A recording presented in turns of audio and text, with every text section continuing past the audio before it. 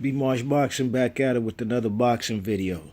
So the man Jermall Charlo, the WBC mandatory for the 160-pound title held by Gennady Golovkin, he's supposed to fight the man Hugo Centeno Jr.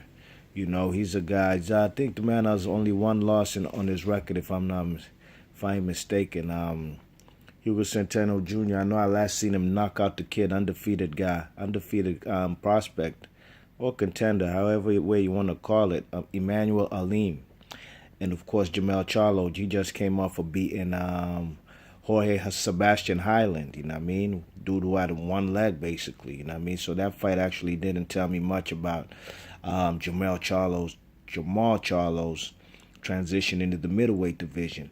But he's supposed to be fighting Hugo Centeno Jr. for interim WBC middleweight title, and that's in the event that because the real champion at WBC, Gennady Golovkin, them fellas is tied up. He's still in negotiations with Canoli. And just in case that fight, the negotiations fall through, Triple G will be allowed a mandatory while these two guys, Hugo Centeno Jr. and Jermall Charlo, fight most likely in January on the Lamar Peterson versus Errol Spence undercard, you know what I mean? So if that fight does so happen, then Triple G will be allowed a voluntary defense if he doesn't get a fight with Canoli, and he'll await the winner of Hugo Centeno Jr. and Jermall Charlo, you know what I mean? So, you know, this is basically just another situation like the 130-pound division, how Miguel Roman will be fighting Orlando Salido for the interim 130-pound title because the real champion, the WBC 130-pound champion, Miguel Burchout's injured, you know what I mean? So I think this is a good fight, you know, good test for the man. You know, two guys who coming up in weight, two guys who are at 154. The guy, what's his name? Hugo Centeno Jr. is a guy who's sparred with guys like Canoli. You know what I mean? He's a guy, you know, coming up in weight. He also has knockout power. I've seen him knock out that De La Rosa kid in vicious fashion, and he knocked up Emmanuel Alim in vicious fashion, you know. And Jermall Charlo, we already know he can punch too, you know what I mean? So I think this is a good test for both of them. Two guys coming up in weight from 154, now they're at 160.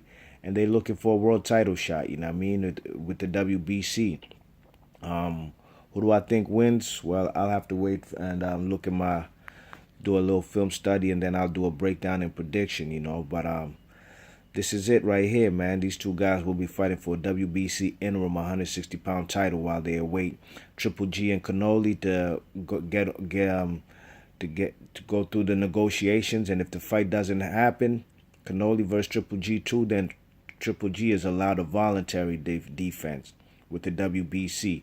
So don't expect Triple G to face the winner of this fight anytime soon, man. If it doesn't even happen, it might be at the end of the year, or it might happen next year, you know what I mean? But Jermall Charlo and Hugo Centeno Jr., this is you know, this is the cards that they threw you know what I mean? And this is what you got to do to get a shot at the champion. So let me know what y'all think about this fight.